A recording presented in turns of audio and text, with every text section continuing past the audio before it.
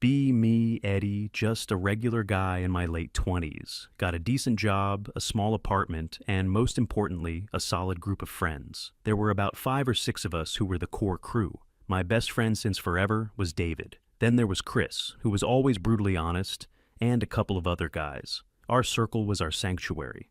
After a long week of dealing with work nonsense, all you wanted to do was unwind with people who got you. That was us. Friday nights were sacred. Usually meant pizza, a case of something cheap, and hours of video games at my place or David's. Saturdays were for BBQs if the weather was good, or maybe we'd catch a game at a sports bar. Simple stuff. No drama, no stress. The whole point was to turn your brain off for a while. We'd make dumb jokes, talk about movies, complain about our bosses, the usual. Our girlfriends, when we had them, usually understood the dynamic. They were welcome to hang out, and most of them did. They'd either join in or just chat on the side. It was easy. David had been single for a while, after a pretty messy breakup a year or so back. He'd been down in the dumps for a bit, but he was finally getting back out there. So when he told us he'd met someone new and it was getting serious, we were all genuinely happy for him. He said her name was Paula, and he was totally smitten. Described her as cool, smart, and funny. Said she was different from anyone he'd dated before. We were all eager to meet her. The first time he brought her to one of our get-togethers was for a BBQ at my place, maybe late in the spring. First impressions were, honestly, amazing. She wasn't shy or awkward. She walked right in, shook everyone's hand, and had a big, genuine smile. She brought a really good homemade potato salad, which immediately scored points. Throughout the afternoon, she just fit. She laughed at Chris's dumb stories, asked my buddy Mike about his new car, and didn't even flinch when we started arguing about a stupid play in a baseball game. David was beaming the whole time, looking like he'd won the lottery. Later that evening, we moved inside to play some Mario Kart. This was usually the point where new girlfriends would politely tap out and go scroll on their phones. Not Paula. She grabbed a controller and said, "I call Yoshi." And she wasn't just playing to be polite. She was actually good, like third place consistently good. She was competitive, but in a fun way, trash-talking right back at us. We were all impressed. After she and David left, the verdict was unanimous. Chris, our resident cynic, even said, "Okay, she's cool, David did good." For the next few months, it was like a golden age for our friend group. Paula became a regular fixture. She made our hangouts even better. She'd suggest new board games to try, or find some new brewery for us to check out. She remembered little details about everyone. She asked me how my sister was doing after she'd been sick. She got Chris a gag gift related to an inside joke. It felt like she was really making an effort to be part of the group, not just David's girlfriend. He was happier than I'd ever seen him. He told me privately that he felt like he'd finally found the one, and we all believed it. We were all rooting for them. Looking back, I can't pinpoint the exact moment things started to change. It wasn't like a switch flipped. It was more like a slow, creeping fog. The first weird moment was probably during a game night at Chris's apartment. We were playing some dumb party game where you have to give joke answers to prompts. One of the prompts was something like, "What's a man's greatest weakness?" Chris, trying to be funny, wrote down, "Trying to read a map while a woman is talking." It was a stupid, harmless joke, the kind of thing we'd say all the time. Everyone chuckled, but Paula didn't. She just had this tight, thin smile on her face. When it was her turn to read her answer, she said, "I wrote the patriarchy, but I guess casual misogyny works too." The room went completely silent. Nobody knew what to say. It was so out of character. Chris just kind of shrugged awkwardly and moved on to the next card. But the mood had definitely shifted. It was the first time an invisible line had been drawn in the room. We all just ignored it, figured she was having an off day, or maybe the joke just landed wrong for her. But then little things started happening more frequently. A few weeks later, we were all watching an old 80s action movie, a classic we'd all seen a dozen times. It's full of cheesy one-liners and explosions, pure, mindless fun. About halfway through, there's a scene with the token female side character in a ripped tank top. Paula sighed loudly and said, "Can we pause it for a second?" David, ever the dutiful boyfriend, paused the movie. She then launched into an unsolicited lecture about the male gaze in cinema, how the camera angles were designed to cater to men, and how it was a prime example of female objectification. We just sat there, staring at the frozen screen, listening. It wasn't that she was necessarily wrong, but the time and place felt off. We weren't in a film studies class. We were 6 friends trying to watch a dumb movie and eat popcorn on a Saturday night. When she finished, there was another one of those awkward silences. Finally, Chris just said, "Can we press play now? I want to see him blow up the helicopter." Paula gave him a look, a mix of disappointment and pity, and nodded. The rest of the movie was watched in near silence. The fun had been completely sucked out of the room. The educating started to become a regular feature of our get-togethers. If we were grilling burgers, she'd make a comment about the performative nature of male cooking outdoors. If someone mentioned buying a new power tool, she'd talk about how society pushes men into rigid, practical roles. Every conversation started to feel like a potential trap. We found ourselves self-censoring. The easy banter that defined our friendship started to die down. You'd think twice before telling a joke, wondering if it would be dissected for its problematic subtext. David started to change too. He became her gatekeeper. Before we'd all meet up, he'd send a text to our group chat. "Hey guys, just a heads up. Paula's a little stressed from work, so maybe we can keep the jokes a bit light tonight." Or he'd pull one of us aside after we said something she disapproved of. "Hey man, I know you didn't mean anything by it, but that comment about your female boss was a little, you know." He was trying to manage us, to make sure we didn't upset her. It felt less like he was our friend and more like he was her press secretary. The betrayal wasn't loud or dramatic. It was quiet. It was the feeling that one of our own was now on the other side of that invisible line she had drawn. The rest of us started talking about it in private. Chris was the most vocal. "I can't stand it anymore," he told me one day. "It feels like I'm constantly being graded on my personality, and I'm always failing." I tried to be more diplomatic. I told him David was just trying to keep the peace. But deep down, I knew Chris was right. The breaking point for many of the other girlfriends in our circle happened during a birthday party for one of the guy's partners. It was a pretty big gathering, maybe 20 people. Paula somehow steered a conversation with a group of women toward the topic of relationships. I was standing nearby, getting a drink, and overheard her. She wasn't just chatting, she was holding court. She was talking about emotional labor and how women in heterosexual relationships are always expected to do more of it. How men are socialized to be emotionally stunted and unable to meet their partner's needs. She was speaking in these broad, sweeping generalizations, looking at the other women for agreement, but the other women just looked uncomfortable. One of them, Mike's girlfriend, tried to gently disagree. She said something like, "I don't know, Mike is pretty thoughtful. He always knows when I'm upset about something." Paula just smiled that same pitying smile and said, "That's nice, but that's an exception. We're talking about the systemic issue." She basically dismissed her friend's personal, positive experience in favor of her own grim narrative. You could see the goodwill just draining from the faces of the other women. They had come to a party to celebrate a friend, not to be told their boyfriends were emotionally deficient products of a toxic system.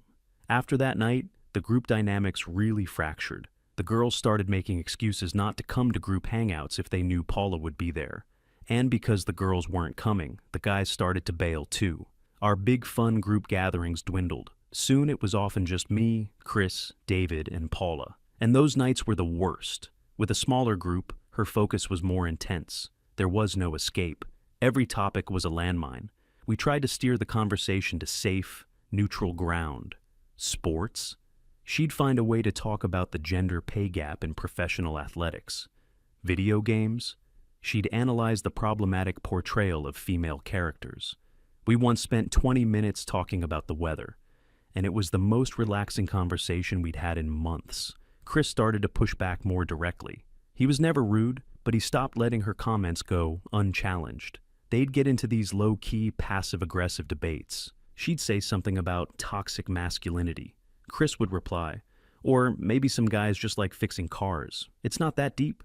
She'd accuse him of being defensive. He'd say he just wasn't interested in psychoanalyzing every single human action. David would just sit there, looking miserable, trying to play peacemaker. "Okay, guys, let's agree to disagree. How about another drink?" But the damage was already done. The atmosphere would be thick with tension for the rest of the night. I remember one particularly awful evening. We were at David and Paula's new apartment. They had just moved in together. We were helping them unpack some boxes and set up furniture.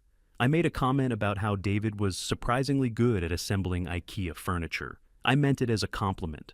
Paula overheard and said, "It's interesting how we praise men for basic domestic competence, isn't it?"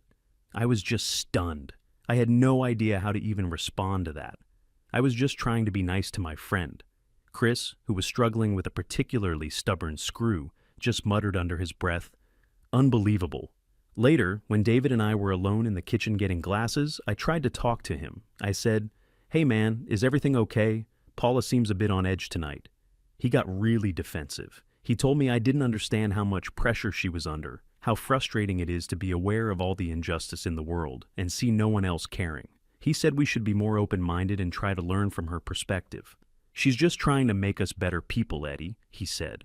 I didn't say anything else, but in my head, I was screaming, "We're not her students, we're your friends. We don't need to be made better. We just want to hang out." It was a gut punch. He didn't see it. He was so deep in it that he saw our discomfort as a character flaw on our part.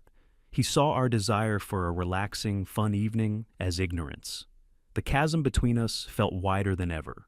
We stopped going over to their place. We stopped initiating plans. The group chat, once buzzing with memes and plans every day, went silent for days at a time. The core of our friendship, that effortless camaraderie, had been hollowed out. It was replaced by a sense of obligation and dread. Hanging out with David now felt like a chore. You had to mentally prepare yourself for the inevitable lecture, the inevitable awkwardness. Chris and I started hanging out just the two of us, or with the other guys who were also avoiding the Paula experience. We'd go for a beer and talk about how things used to be. It felt like we were mourning a friendship that wasn't technically over but felt dead anyway. We missed David. We missed the old David, the one who could just relax and be himself without analyzing every word that came out of his mouth. We knew something had to give. The whole situation was unsustainable. It felt like a Cold War. Everyone was pretending things were normal, but the tension was simmering just below the surface. We were just waiting for the inevitable explosion. And we didn't have to wait long. The event that finally blew everything up happened on a random weeknight, maybe a Tuesday. David had texted the group, asking if a few of us wanted to come over and play a new board game they had bought, a cooperative one, where we all played on the same team against the game itself. Chris and I were hesitant. We texted each other separately. "You want to go? I'm not really feeling it." "Me neither, but if we say no, David will know why." We felt a sense of duty to our friend. We couldn't just abandon him completely. So we agreed. It would just be the four of us, me, Chris, David, and Paula. The atmosphere in their apartment felt tense from the moment we walked in. It wasn't overtly hostile, just quiet, strained, like everyone was walking on eggshells. Paula explained the rules of the game. It was some fantasy thing, where we had to work together to defeat a series of monsters before they destroyed a kingdom. We started playing. For the first 20 minutes, it was actually okay. We were making moves, discussing strategy. It almost felt like old times. Then the difficulty ramped up. We were in a tough spot, with monsters about to overrun our main castle. We had to decide on a course of action. I suggested one move. David suggested another. Then Chris spoke up. "Hang on," he said, pointing at the board. "If I use my character's special ability here, and Eddie moves his character to protect the northern wall, we can survive this turn. It's risky, but it's our best shot." It was a solid plan, logical, purely strategic. Paula, who had been silent, let out a small, humorless laugh. "Of course," she said, not looking at anyone in particular. "The men have to come up with the big, risky plan." Chris put his game piece down. "What is that supposed to mean? I'm just trying to help us not lose." "It's just a classic pattern," she said, her voice taking on that familiar, condescending lecture tone. "In group dynamics, men tend to dominate the decision-making process, especially when it comes to strategy or risk. It's a form of subconscious power assertion." The three of us just stared at her. I couldn't believe it. She was psychoanalyzing our board game moves. Chris, for the first time, looked genuinely angry, not just annoyed, angry. "It's a game, Paula," he said, his voice low and tight. "We're trying to move little plastic figures around a piece of cardboard. That's it. It has nothing to do with power assertion." "You're getting defensive," she shot back. "That's a typical male reaction to having your behavior pointed out." "I'm not being defensive," Chris's voice was rising now. I'm being logical. You're turning a fun night into a weird social experiment. We can't do anything without you turning it into a lesson about how we're all secretly terrible people. I never said you were terrible people, Paula said calmly, which only made Chris angrier. I'm just highlighting the toxic patterns we're all conditioned to follow. Toxic? You want to see toxic? Chris stood up, throwing his hands in the air. Toxic is making your friends feel like they have to apologize for existing every time they hang out with you. Toxic is sucking all the joy out of a room, because you can't go 5 minutes without educating someone. We're just trying to have fun. All this time, David was just sitting there, frozen, looking down at the game board as if it held the answers to the universe. He didn't say a word. Paula stood up too. She looked at Chris with utter disdain. This is exactly what I'm talking about, she said, her voice dripping with contempt. Male rage, the inability to handle criticism without resorting to aggression. You're proving my entire point for me. That was it. Chris was done. He grabbed his jacket. I'm out of here. This is ridiculous. He looked at David, who still wouldn't meet his gaze. Thanks for having me over, man. The sarcasm was thick. Then he looked at me. I nodded. I was right behind him. I stood up and said, Yeah, I think we're gonna go. It's getting late. I couldn't even look at Paula. I just felt this profound sense of disappointment. As we were walking out the door, I glanced back at David. He finally looked up at me, and his face was just a mask of pure misery. He was caught in an impossible trap. We walked out, and the apartment door closed behind us. Neither of us said a word all the way down to the street. We just got in our cars and drove home in silence. The next morning, I woke up to a dozen notifications on my phone. Chris had created a new group chat. It was titled The Old Guard. It included everyone from our core group, except for David. The first message from Chris was simple. We need to talk. This can't go on. The chat immediately blew up. Everyone had been feeling the same way. Stories started pouring out about things Paula had said or done. The incident at the birthday party, the movie night, the BBQ comments. It was all out in the open now. It felt like a dam had broken. All the resentment and frustration we'd been swallowing for months was finally being voiced. We all agreed on two things. 1, we missed David, our friend. 2, we could no longer hang out with Paula. It was non-negotiable. The problem was, how could you have one without the other? We started organizing things in the new chat. A poker night here, a trip to the driving range there. Life started to feel normal again. We could joke around. We could be ourselves. But there was always a shadow hanging over us. David's absence was a huge hole in the group. About a week after the disastrous game night, David texted me. Hey, haven't heard from you guys. Everything okay? My heart sank. This was it, the moment of truth. I couldn't lie to him. I couldn't make up some lame excuse. He deserved the truth. Our friendship, what was left of it, deserved that much.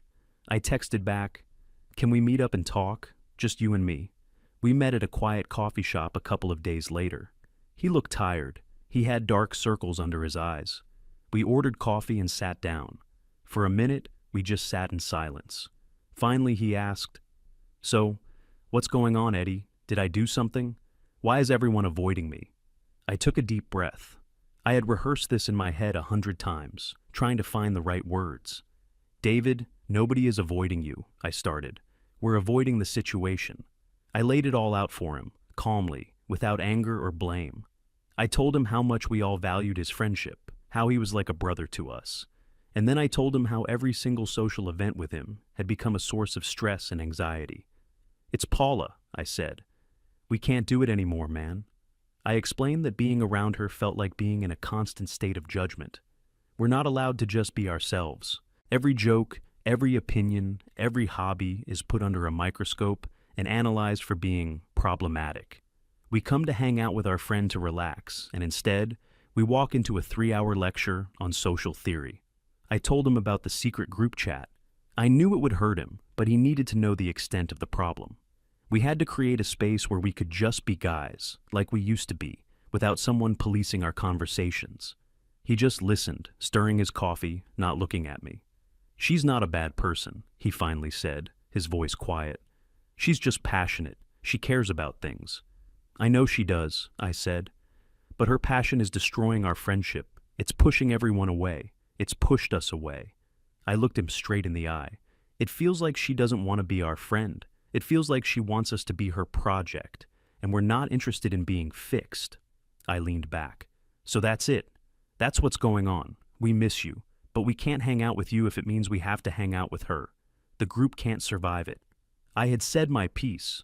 The ball was in his court. He was silent for a long time. I just let him think. Finally, he nodded slowly. I hear you, he said. I need some time to process this. We paid for our coffee and left. We shook hands, and it felt formal and weird. I didn't know if I'd just saved our friendship or ended it for good. For the next few days, there was radio silence. I told the guys in the chat what had happened. We were all just waiting. Then, on a Friday evening, my phone rang. It was David. I answered, my stomach in knots. Hey, he said. His voice sounded different, lighter. Hey man, what's up? I just wanted to thank you, he said, for being honest with me. He told me that after our talk, he had tried to have a conversation with Paula. He calmly relayed our concerns. He didn't blame her, but he explained how her approach was making his oldest friends feel. He suggested that maybe she could tone it down a bit when she was around them. Her reaction was explosive. She accused him of taking their side against her. She told him that he was choosing his toxic, unenlightened friends over her. She said that if he couldn't see how problematic their behavior was, then he was part of the problem. He told me that in that moment, something just clicked. He said, "She wasn't listening to me, Eddie. She was diagnosing me. She looked at me, and she didn't see her boyfriend. She saw another man who needed to be educated." He realized we were right. He was just another one of her projects. "She told me I had to choose," David said. "Her or you guys." There was a pause. "So I chose," he said. "I packed a bag. We're done." I was speechless. A wave of relief washed over me, but it was mixed with sadness for him. Breakups are never easy. "I'm sorry, man," I said. "I'm really sorry it came to that." "Don't be," he said. "You just helped me see what was right in front of my face. I've been so stressed for so long, and I didn't even realize it. I feel free." We talked for a little while longer, and it was the most normal conversation we'd had in almost a year. The next night, I was at my place with Chris and a couple of the other guys. We were playing video games, just like old times. There was a knock on the door. I opened it, and there was David. He was holding a 12-pack of beer and had a sheepish grin on his face. We all just stared for a second. Chris was the one who broke the silence. He put his controller down and looked at David. "Took you long enough," he said, without a trace of anger. "We're stuck on this level. Get in here." Everyone started laughing. David walked in, and it was like he had never left. We didn't talk about Paula. We didn't do a big emotional debrief. We didn't need to. We just fell back into our old rhythm. The jokes, the banter, the easy comfort of it all. A few weeks later, we were all in my backyard for a BBQ. The sun was shining. The grill was going. It was the whole crew. Everyone was there. David was laughing at some stupid story Chris was telling. He looked relaxed. He looked happy. I took a sip of my drink and looked around at my friends. Our circle was whole again. We had weathered the storm. We had almost lost one of our own, but in the end, we got him back. The sanctuary was secure. We never heard from Paula again, and honestly, we never talked about her. It was like she was just a weird chapter in our lives that was now closed. She came into our group as the life of the party, but she left as just a lesson in how quickly you can lose sight of what's important when you're trying to fix a world that isn't broken.